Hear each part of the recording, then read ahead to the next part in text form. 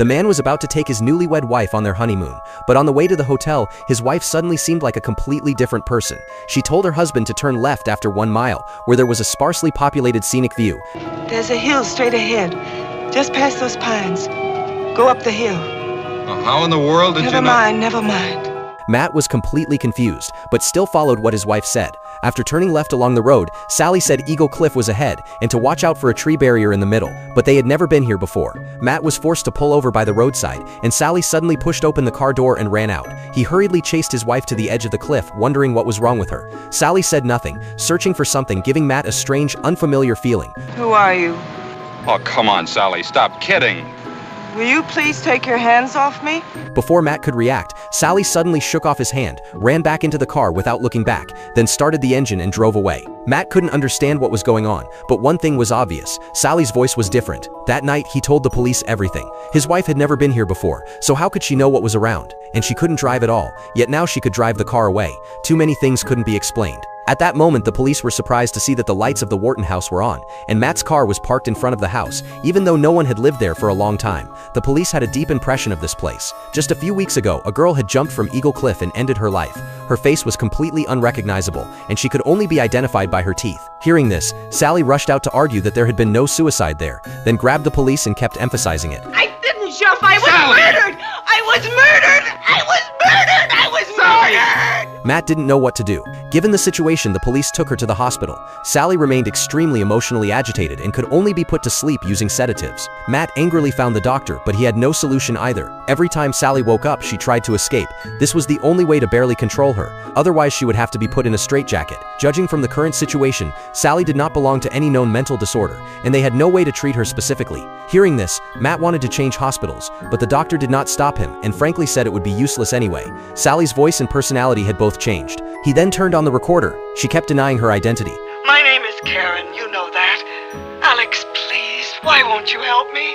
I'm trying to help you, Mrs. Conroy. There is no Karen Wharton. Karen Wharton is dead.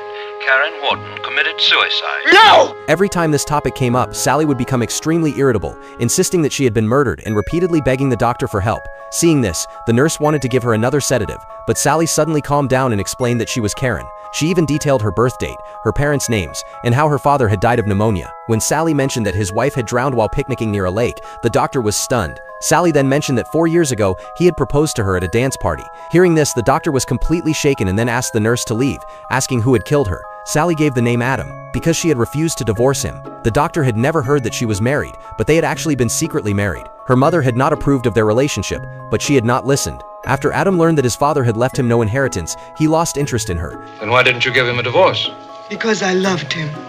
I would have been anything he wanted me to be if he'd only loved me. She was a typical hopeless romantic. Even after Adam started seeing other women, Sally still didn't want to divorce him. To prove what she said, the doctor went to the archives to check records. Adam and Karen were indeed married. Matt still couldn't accept that his wife had become someone else. The doctor couldn't explain it either. It had gone beyond the realm of science. Matt then replayed the recording. From their conversation, they learned that Adam had found a beautiful, wealthy woman and wanted to divorce Karen, but she naturally refused. At that moment, Adam revealed his true nature and struck her head repeatedly with his fist. The process was long and torturous. Karen finally realized his true character. She had intended to agree to the divorce but was struck on the skull by a heavy object, and her body was thrown off Eagle Cliff by Adam to make it look like suicide. After this recording, Sally's emotions became uncontrollable again. The nurse gave her another sedative, and she was about to wake up. The doctor thought of an extreme method. He took a photo to Sally, asking her to remember what she looked like, then held up a mirror to compare the current changes. But in Sally's eyes, she still looked like Karen, and she even laughed, saying she hadn't changed at all. Seeing that there was no effect,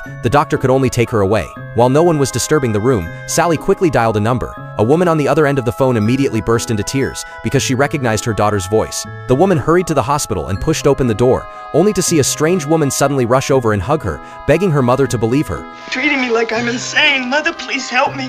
Tell them who I am. Tell them who I am. Who are you? Who are you and why are you doing this to me?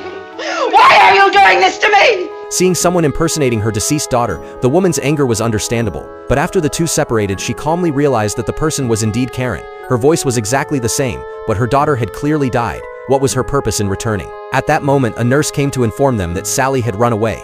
Matt hurriedly chased after her with the doctor. They saw her rush into the woods and dig furiously at the ground with her hands, pulling out the buried murder weapon.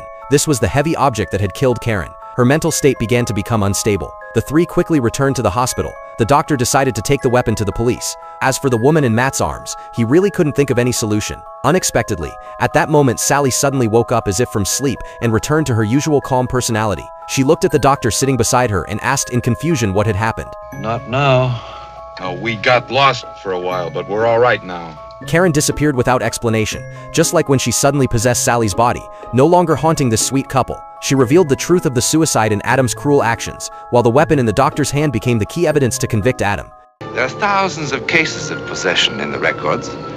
We've seen one.